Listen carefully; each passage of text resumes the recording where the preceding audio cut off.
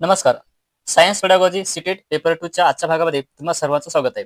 पहिला प्रश्न आहे, which of the following statements are true regarding nature of science? म्हणजेच विज्ञान की प्रकृति के संदर्भ में निम्न में से कौन से कथन सत्य है? First, science is promotes scepticism. तर बरोबर आहे. संदेहवाद म्हणजे एखाद्या थेअरीमध्ये आपण डाऊट आपल्याला निर्माण होऊ शकतात. ते डाऊट पुढे जाऊन क्लिअर होऊ शकतात. म्हणजे याला विज्ञान संदेहवाद को बढ़ावा देता है, हे बरोबर आहे. Science is always objective. Always मुळे हा पर्याय चुकीचा आहे. कधी तो सब्जेक्टिव्ह असतो, कधी तो ऑब्जेक्टिव्ह असतो. Third, science is interdisciplinary. बरोबर आहे. सायन्स गणिताशी संबंधित असतो. म्हणजे वेगवेगळ्या विषयांशी हे इंटरलिंक असते. Science is same across all culture. तर या सेम शब्दामुळे हा पण चुकीचा आहे.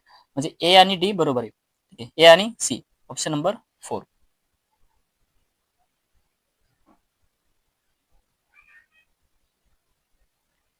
A student put some iron nails in a beaker containing copper sulfate solution and writes the following statement in her notebook after some time. ठीक आहे. Iron nails म्हणजेच Fe आहे. Fe कशामध्ये? Copper sulphate CuSO4. आता इथे reaction काय होणार? हा जो आयरन आहे, आयरन या कॉपरला डिस्प्लेस करणार. ठीक आहे. म्हणजे कॉपरची जागा आयरन घेणार आणि ऑप्शन दिलेत. The colour of solution changes from blue to pale green. The brown coating gets formed on the iron nails. Iron displaces copper from its solution. ठीक आहे. आयरन काय करणार? कॉपरला डिस्प्लेस करणार. Copper is less reactive than iron. या चार पैकी आपल्याला सांगायचे कोणतं ऑब्झर्वेशन आणि कोणतं इन्फरन्स आहे. आता ऑब्झर्वेशन आणि इन्फरन्स मध्ये काय फरक आहे बघा. ऑब्झर्वेशन ज्याला आपण बघून सांगू शकतो, जो चीज देख के बताई जा सकते है उसे हम ऑब्झर्वेशन कहते हैं. ऑब्झर्वेशन ज्याला ज्याला आपण बघून सांगू शकतो. आणि इन्फरन्स इन्फरन्स किंवा कन्क्लुजन ज्याला आपण बघता येत नाही, वी कॅन्ट सी, त्याला आपण म्हणतो इन्फरन्स. मग पहिला क्वेश्चन दिलाय, the colour of solution changes. Colour बदलला म्हणजे हे आपण बघून सांगू शकतो की कलर मध्ये बदल झाला. तर हे काय येणार? हे येणार ऑब्झर्वेशन. ठीक आहे. फर्स्ट क्वेश्चन, पहिला ऑप्शन येणार ऑब्झर्वेशन, कारण ही गोष्ट आपण बघून सांगू शकतो. दुसरा आहे, the brown coating gets form on the iron nails. तर याला पण आपल्याला सांगता येते. ठीक आहे. म्हणजे हे पण काय आहे? ऑब्झर्वेशनच आहे. थर्ड आहे, iron displaces copper form it solution. आता आयरन कॉपरला डिस्प्लेस करणार, पण याला आपण बघू शकत नाही. ठीक आहे. हे आपल्याला दिसत नाही. हे काय येणार? हे येणार कन्क्लुजन किंवा इन्फरन्स. ठीक आहे. आणि copper is less reactive than iron. बरोबर आहे. कारण आयरनने कॉपरला डिस्प्लेस केलं, याचा अर्थ काय? आयरन मोर रिएक्टिव्ह आहे, कॉपर लेस रिएक्टिव्ह. पण हे आपण बघू शकत नाही. म्हणजे हे सुद्धा काय आहे? इन्फरन्स आहे. ठीक आहे. म्हणजे ऑप्शन नंबर ए पहिलं. ए आणि बी काय? ऑब्झर्वेशन्स आहेत. सी आणि डी काय? इन्फरन्सेस आहेत.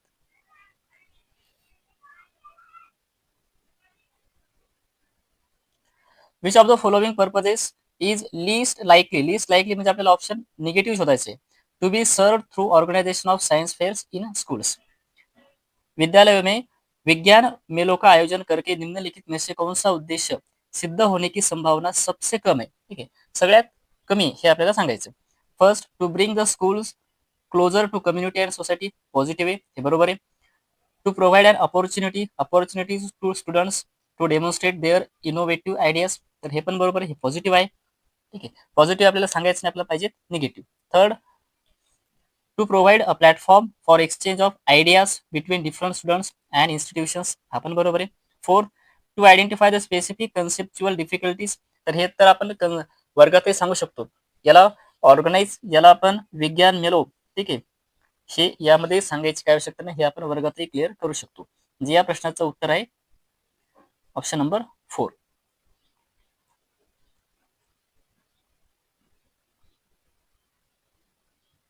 Which of the following would be the most appropriate strategy to introduce the concept of beyond force? ठीक आहे. आता बायंड फोर्स आपल्याला माहिती आहे. ठीक आहे. तर त्यासाठी ऑप्शन नंबर 4 ऑप्शन आपल्याला वाचायचे आहेत आणि कोणतं उत्तर आहे सांगायचं. पहिला आहे, stating the definition of buoyant force. फक्त उत्प्लावक बलची परिभाषा, डेफिनेशन सांगणे, हे बरोबर होणार नाही. दुसरं, explaining the essence of Archimedes principle. Third, engaging students in catch and throw activities. Fourth, engaging students in floating and sinking activities. तर सगळ्यात पॉझिटिव्ह ऑप्शन आहे ऑप्शन नंबर 4. कारण बाय अँड फोर्स हा रिलेटेड आहे फ्लोटिंग आणि sinking, म्हणजे एखादी वस्तू बुडणे किंवा तरंगणे याच्याशी संबंधित आहे आणि डेन्सिटी संबंधित आहे. Which of the following is not a desirable teaching learning practice to be followed by science teachers in upper primary classes. उच्च प्राथमिक कक्षाओं में विज्ञान के शिक्षकों द्वारा निम्नलिखित में से क्या एक वांछित शिक्षण अधिगम प्रथा नहीं है?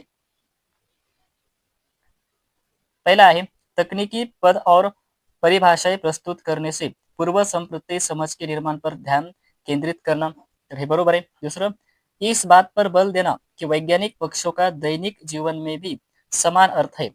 आपल्याला नॉट सांगायचे म्हणजे निगेटिव्ह सांगायचे. ज्या प्रश्नाचं उत्तर येणार option number 2. Emphasising that scientific terms carry the same meaning. बघा सगळीकडे सेम मिनिंग असल्यामुळे हा पर्याय चुकीचा आहे. Identify the open ended assessment item from among the following. निम्नलिखित में से खुला अंत आकलन पद पहचानिए.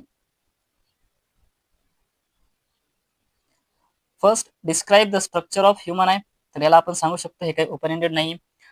सेकंड, मानव नेत्र में प्रतिबिंब निर्माण की प्रक्रिया की व्याख्या. व्याख्या हे काही ओपन एंडेड प्रश्न नसतो. किन्हीं 3 पथों को समझाइए जिनमें मानव नेत्र की कैमरे से साम्यता है. हे पण लिमिटेड आन्सर आहे याचं. क्या होता, बघा व्हॉट वुड हॅव हॅपन म्हणजे option number 4.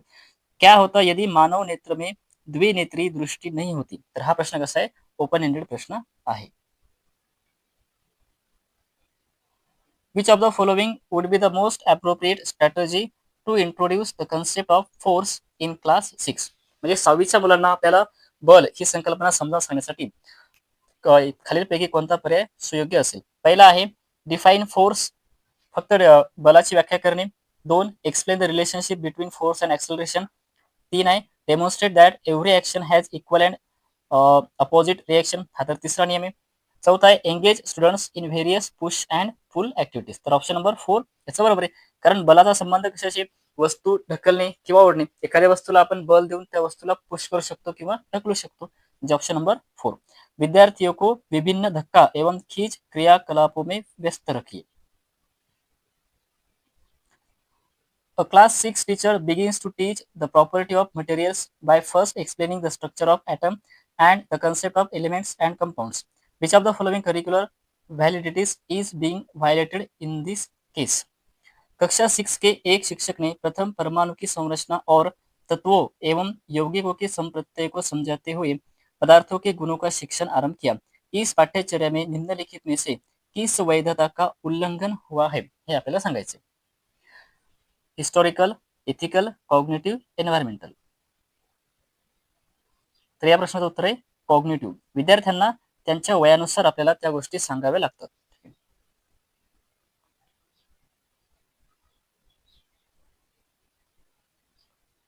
A teacher explains the concept of flow of electric current in a circuit by comparing it with the more familiar example of. Compare करायचे आपल्याला. एक शिक्षिका किसी परिपथ में विद्युत धारा के प्रवाह के संप्रत्यय को समझाने के लिए अधिक जाने पहचाने उदाहरण उच्च दाब से निम्न दाब की ओर जल प्रवाह से तुलना करते हैं. जैसे जल ऊंचाई से नीचे की ओर बहता है, वैसे ही इलेक्ट्रॉन उच्च से निम्न विभव की ओर बहते हैं और यह प्रवाह उस समय तक होता है जब तक कि विभवांतर विद्यमान रहता है. ठीक आहे, म्हणजे विभवांतरचा अर्थ काय होतो, पोटेन्शियल डिफरन्स. ठीक आहे, आता पाणी पाणी हे उच्च विभवांतरापासून कमी, विभव म्हणजे लेवल. बघा हे आहे उच्च विभव आणि हे आहे कमी विभव. जोपर्यंत विभवांतर त्यामध्ये पोटेन्शियल डिफरन्स असणार नाही तोपर्यंत पाण्याचा प्रवाह होणार नाही. ठीक आहे, इलेक्ट्रिक करंटचं पण तसंच आहे. जोपर्यंत पोटेन्शियल डिफरन्स त्यामध्ये असणार नाही तोपर्यंत त्या सर्किटमधून कोणताही विद्युत प्रवाह होणार नाही. मग हा पाण्याचा प्रवाह कुठपर्यंत होईल, जोपर्यंत त्यांची लेवल ही समान होत नाही तोपर्यंत हे चालू राहील. तर हे असं करून इथे काय सांगायचा प्रयत्न केलेला आहे हे आपल्याला सांगायचं. आता ज्यावेळेस एखाद्या दोन गोष्टींची तुलना असते म्हणजे आता आपण लायसोझोमला आपण काय म्हणतो, सुसायडल बॅग आहे. लायसोझोमची तुलना सुसायडल बॅगशी होते. मायटोकॉन्ड्रियाची तुलना आपण त्याला पॉवर ऑफ सेल असं म्हणतो. मग ज्या वेळेस कंपॅरिझन होते त्यावेळेस तिथे असते अनालॉगी. ठीक आहे, option number 1. Which of the following is a desirable practice to be adopted by a science teacher in her or his class?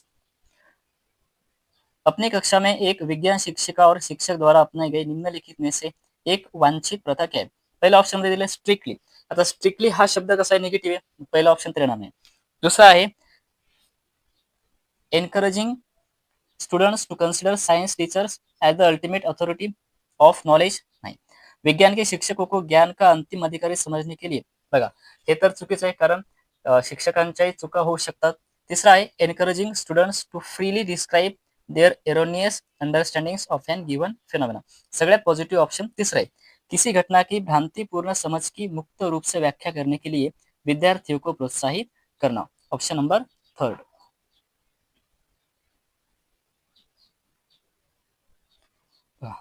11 नंबरचा प्रश्न आहे, जब शिक्षिका अपने विद्यार्थियों से धातु तार की दी गई लंबाई के प्रतिरोध पर तापमान के प्रभाव की लंबाई जांच कराना चाहते हैं, वह उन्हें सभी परिस्थितियों में अन्य कारकों को स्थिर रखते हुए इस एक कारक को बदलते हुए एक प्रयोग सेट अप करके पथ प्रदर्शन करती है. इस उद्देश्य के लिए सेटअप किए गए इस प्रयोग के संदर्भ में निम्नलिखित में से कौन सा कथन सही है, हे आपल्याला सांगायचे. तर ऑप्शन नंबर 2. इथे काय दिलेलं आहे, a teacher wanted her students to investigate the effect of temperature on the resistance. तापमानाचा रेजिस्टन्सवर होणारा प्रभाव. तर या प्रश्नाचं उत्तर 2 आहे, resistance of the wire would be dependent variable. म्हणजे एखाद्या वस्तूची सायंटिफिक एक्सपेरिमेंट करत असताना जर त्याची लांबी किंवा त्याचा प्रभाव कमी जास्त होत असेल तर ते असते dependent variable.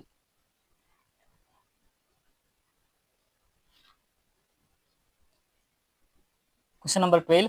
A teacher wanted to teach the laws of flotation. She began by explaining the meaning of the term flotation and then took three objects of three materials and sizes. जे तीन पदार्थ घेतलेले हे वेगवेगळ्या आकाराचे. She dropped these objects one by one into a big glass container can of water. हे तिन्ही पदार्थ स्टेप बाय स्टेप एकेका ग्लास कंटेनर मध्ये टाकले. त्यानंतर ask students to observe what was happening. आणि विद्यार्थ्यांना सांगितलेले की आता यामध्ये काय घडेल हे तुम्हाला ऑब्झर्वेशन करायचे. She pointed out that the fluid in which the object has to float should have density more than the average density of the object. How would you evaluate this strategy from the point of view of inquiry oriented pedagogy. तर option number 4. The strategy is inappropriate because it is too prescriptive, है ना, and there is no scope for investigation. हे फक्त मुलांना direct observation करूनही सांगता येतं.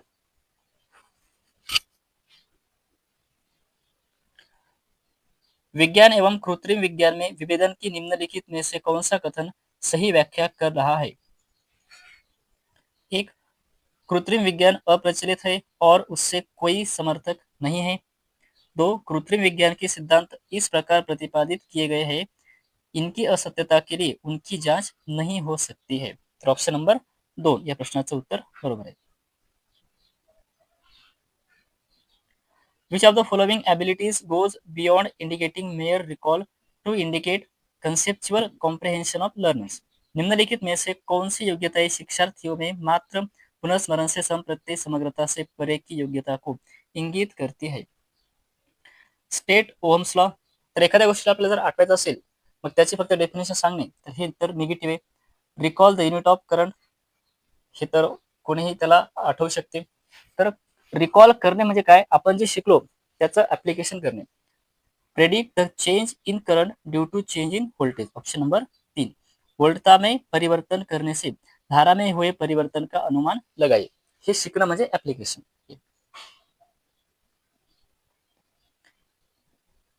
Which of the following is the most appropriate strategy to introduce the concept of physical and chemical change to class 7 students? Chemical, रासायनिक बदल आणि भौतिक बदल याविषयी हा प्रश्न आहे. First, state the difference. फक्त डिफरन्स सांगणे म्हणजे त्यांना कळणार आहे का नाही. थर्ड आहे introduce the concept of chemical reaction. Fourth, explain the meaning of reversible and irreversible changes. तर या प्रश्नाचं उत्तर आहे 2. Initiate a discussion. मुलांना या गोष्टींविषयी स्वतः त्यांच्या ग्रुपमध्ये डिस्कशन करायला लावणे. ठीक आहे. Initiate the discussion on students everyday observations and experiences of change. त्यांच्या डेली रुटीन मधले उदाहरणं घेऊन त्यावर चर्चा करायला लावणे. विद्यार्थियों के परिवर्तन के विषय में प्रतिदिन के अवलोकनों एवं अनुभवों पर एक परिचर्चा प्रारंभ कीजिए. A teacher wanted her students to investigate the effect of light, color on plant growth. बघा, एक शिक्षिका अपने विद्यार्थियों से पौधों की वृद्धि पर, है ना, पौधों की वृद्धि पर प्रकाश के रंग के प्रभाव की जांच करवाना चाहती है. उसने अपने विद्यार्थियों का विभिन्न स्थितियों में जांच करके कारक को परिवर्तित करते हुए और अन्य कारकों को स्थिर रखते हुए. बघा, हा प्रश्न एकदा वर झालेला आहे. तर इथे व्हेरिएबल आणि इनव्हेरिएबल, डिपेंडंट व्हेरिएबल आणि कंट्रोल व्हेरिएबलचा प्रश्न आहे. बघा, आता डिपेंडंट व्हेरिएबल म्हणजेच काय? Dependent variable are the variable being tested or measure during a scientific experiment. एखादा आपण वैज्ञानिक प्रयोग करत असताना त्यामध्ये होणारा बदल म्हणजे डिपेंडंट. आणि control variable are kept constant or same during a scientific experiment. म्हणजे प्रयोगादरम्यान जर एखादी वस्तू स्थिर राहत असेल किंवा त्यामध्ये कोणताही बदल होत नसेल तर त्याला आपण कंट्रोल व्हेरिएबल म्हणतो. आता इथे प्लांट ग्रोथ आहे, म्हणजे इथे वनस्पतींची वाढ होत आहे, है ना.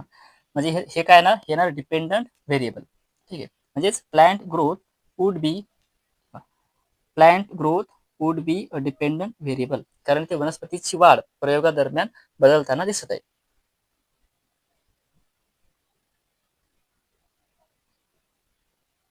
Which of the following statements best explains the meaning of environmental validity of a science curriculum?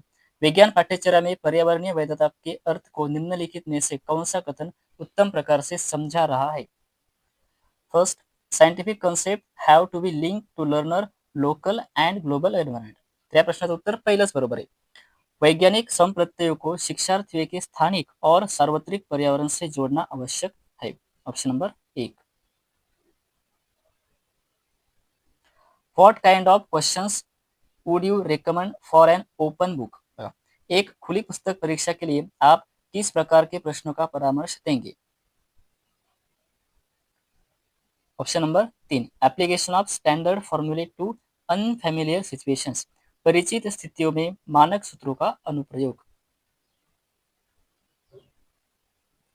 Which of the following is not in agreement with our contemporary understanding of nature of science? विज्ञान की प्रकृति के विषय में हमारी समकालीन समझ से निम्नलिखित में से कौन सा कथन सहमति नहीं रखता है? Option number 3. वैज्ञानिक विचार सामाजिक और ऐतिहासिक पृष्ठभूमि से अप्रभावित है. Scientific ideas are unaffected by social and historical setting. तर हा प्रश्न, हे ऑप्शन चुकीचे आहे, कारण सायन्सचं नेचर कसं आहे? Science is social in nature. Which among the following is a common alternative conception that a teacher is likely to encounter while teaching? आता अल्टरनेटिव्ह कन्सेप्शन म्हणजेच काय? विद्यार्थ्यांमध्ये असणारे डाऊट, चुकीच्या समजुती म्हणजेच alternative conceptions. Blankets keep things warm by trapping heat. तर हे तर बरोबर आहे. Temperature is a property of particular material. तर ही विद्यार्थ्यांमध्ये असणारी काय असते? मिसकन्सेप्शन असू शकते की तापमान एक सामग्री विशेष का गुण होता है. तर हे तर चुकीचे. Option number